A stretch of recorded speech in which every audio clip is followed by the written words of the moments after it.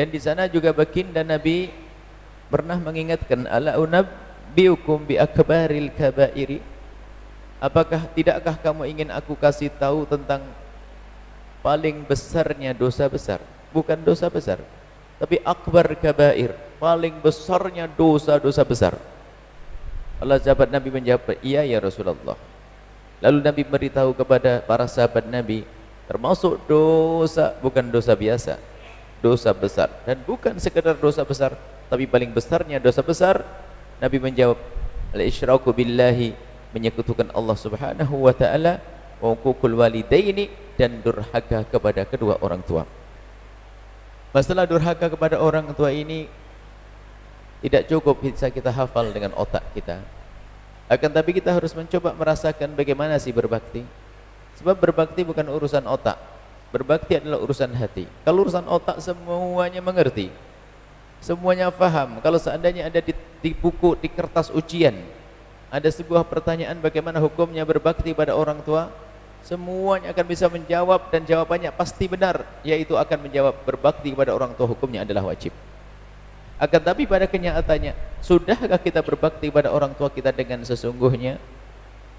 Hati-hati bahwa orang tua ini, satu sisi beliau adalah sebab keberkahan hidup. Akan tapi kalau kita salah urusan dengan beliau-beliau, maka itu sebab kehancuran hidup kita. Orang tua adalah disebutkan juga, ada berita tentang Ramadan ini juga. Saja yang aku amini adalah yang pertama, malaikat tidak masuk surga dengan kedua orang tuanya, maka terkutuklah manusia itu. Maknanya apa? Jika ada seorang anak yang masih diberi oleh Allah bapak ibu, sebetulnya dia telah diberi pintu surga seluas-luasnya. Lah kok tidak dimasuki? Terkutuklah manusia itu. Bagaimana masuk pintu surga tersebut? Berbuat baik kepada orang tua, berbakti kepada orang tua. Dan memang betul yang namanya berbakti kepada orang tua ini bukan urusan otak, akal kita, tapi urusan hati. Bagaimana urusan hatimu dengan ibunda kita dan ayahanda kita? Mari kita coba renungi bagaimana urusan seorang anak kepada ibundanya. Yang namanya berbakti adalah urusan halus. Yang jelas begini, bahwa kalau orang pengen berkah hidup adalah dengan orang tua.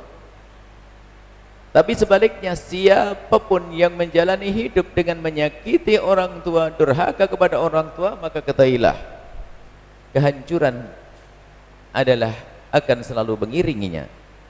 Sebab disabdakan oleh baginda Nabi, kullu dzambin yuakhirullahu uqubatahu yaumal qiyamati. Semua dosa itu oleh Allah akan diakhirkan hukumannya nanti di akhirat. Illa uququl walidaini, kecuali durhaka kepada orang tua. Fa innallaha yu'ajjiluhu fid dunya qabla al-mamati. Allah akan dahulukan hukumannya di dunia sebelum mati. Jadi kalau durhaka kepada orang tua itu hukumannya akan diberikan oleh Allah di dunia sebelum di akhirat. Na'udzubillah. Kalau mungkin dia seorang pengusaha, maka ketahuilah usahanya akan hancur. Tidak bisa tidak. Kalau ternyata dia masih berjaya dengan usahanya, padahal dia durhaka dengan orang tua, maka ketahuilah Allah akan kirim istri yang kurang ajar kepada dia. Kalau ternyata istrinya juga baik-baik, istrinya baik-baik, Allah akan kirim anak yang kurang ajar, bahkan lebih kurang ajar daripada dia. Ternyata anaknya baik-baik, tunggu, Allah akan kirim kawan yang bakal menyakiti dia dan zalim kepada dia. Kenapa? Durhaka kepada orang tua harus dihukum di dunia sebelum di akhirat. Maka dari itu ayo kita cermati urusan kita dengan ibunda kita, ayahanda kita. Karena justru baiknya ibunda dan ayahanda kita, inilah yang menjadikan kita sewenang-wenang, seenaknya sendiri. Karena kita tahu beliau kalau kita bentak tidak pernah marah, maka kita kadang sering membentak mereka. Lihat, mungkin karena kita tahu beliaunya sangat mudah memaafkan, maka kita juga seenaknya dengan orang tua kita. Hati-hati yang masih punya orang tua, jangan sampai ada di antara kita menyakiti orang tua. Ketahuilah, kalau seandainya ibunda kita berbicara dengan kita, kemudian kita mendekatkan telinga kita ke bibir ibunda kita, sehingga beliau tidak perlu mengangkat suara di saat harus bertutur kata kepada kita, maka ketahuilah mendekatkan telinga kita ke bibir ibunda adalah seperti jihad di jalan Allah.